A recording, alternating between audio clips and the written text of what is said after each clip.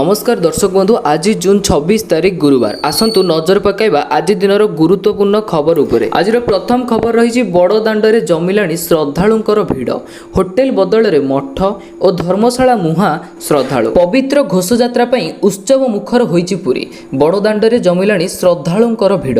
रथयात्रा भक्त प्रस्तुत एवं पथ मध्य प्रस्तुत। रथ प्रस्तुति शेष पर्यायर। बड़ दाण्डे जेतिकी भिड़ सेतिकी भिड़ जमुची मठ और धर्मशाला चली भजन कीर्तन नाच गीत सभी मशगुल।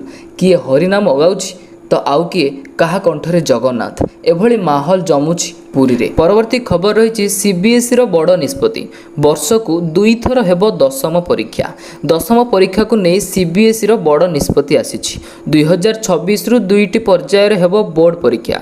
सीबीएसई बोर्ड मानदंड को देला मंजूरी। वर्ष को 2 थर हेबो सीबीएसई दशम परीक्षा। प्रथम पर्याय परीक्षा फेब्रुआरी रे हेबो। एहा पर मे मासरे हेबो द्वितीय पर्यायर परीक्षा।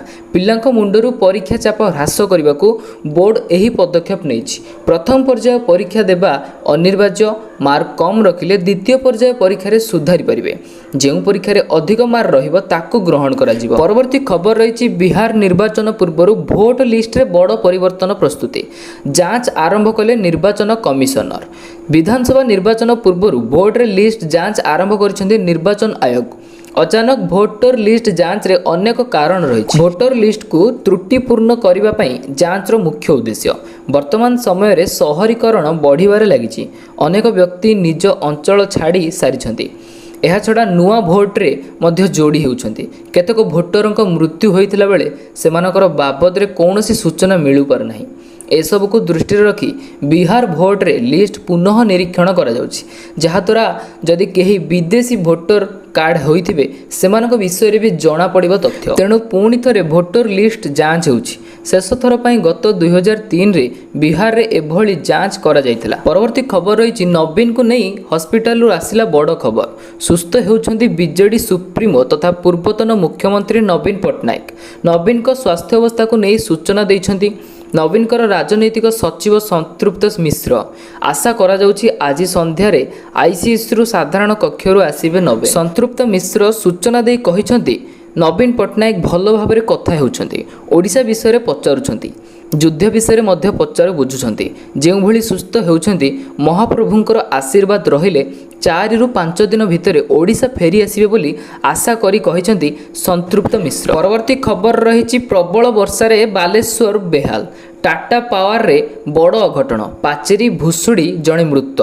बालेश्वर बालिया अंचल रे प्रबल वर्षा होइथिबा बेले टाटा पावर स्टोर पाचेरी भुशुड़ी पड़ी। जो चापी होई राजमिस्त्री सदानंद टुडुंकर मृत्यु होइछि। दीर्घ समय धरी से घर को न फेरिबाकू खोजाखोजी करथिले परिवार लोक। भंगा पाचेरी पाखरे सदानंदंकर चप्पल पड़िथिबार देखिथिले तांकर झियो झरणा। पर आरंभ होइथिला उद्धार कार्य। आउ भंगा पाचेरी तळु मिलिथिला सदानंदंकर मृत। न्याय पाई टाटा पावर स्टोर फाटक सामने मृतदेह रखी धारणा देथिले परिवार लोके। रेमुणा और सदर विधायक पहुंची बुझासुझा करबा पर उठिथिला मृतदेह। तेणु वर्षा रे एही भली कार्य घटिछि बालेश्वर रे। परवर्ती खबर रही योजना रे स्वच्छता आनिबाकू राज्य सरकारंकर उद्यम। गोटे पोर्टाल रे रहिबो समस्त डीबीटी स्कीम।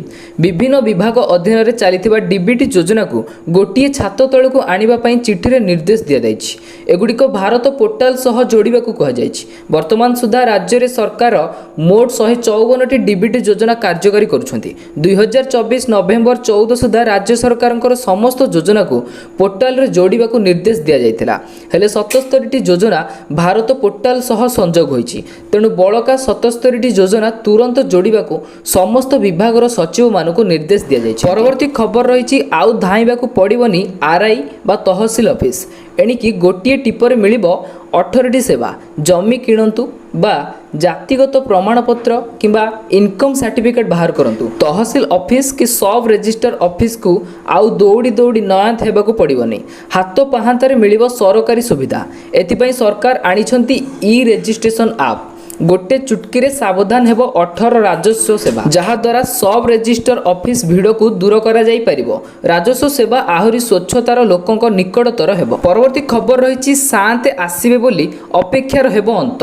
15 दिन पर भक्त देखिबे कला श्रीमुख नवजौवनर बेशरे दर्शन देवे श्रीउज गुरुवार सकाळ 8टारू आरंभ करी हेब दर्शन व्यवस्था सकाळ 8टारू 9टा जाए टिकेट दर्शन व्यवस्था 3000 टिकेट्र बंदोबस्त होईछि सकाळ 9टारू 10:30 जाए सर्वसाधारण दर्शन भक्त माने श्रीमंदिर दक्षिण द्वार दे प्रवेश करिवे दिन 12 रे हेब नत्रोत्सव तेबे गत वर्ष रथयात्रा दिन नवजौवन और नत्रोत्सव पड़ुथिबारु दर्शनरू वंचित होइथिले भक्त सेहिपरि आज सरिब रथ कार्य काली अपराह्न 4टारे 10टारे आज्ञामाल आसिबा परे रथ खोलारू सिंहद्वार रे पहुँची 3 रथ पहुँचब परवर्ती खबर रही मझी समुद्र रे मालबाई जहाज रे लागिला निया 3000 जवानकर सह प्रशांत महासागर रे बुड़िला विशाल जहाज प्रशांत महासागर रे आज एक बड़ अघटन घटी विशाल कार्गो जहाज जो 3000 गाड़ी थिला ताहा जली जाइछि चीन रु मेक्सिको अभिमुखे जाउथबा जहाज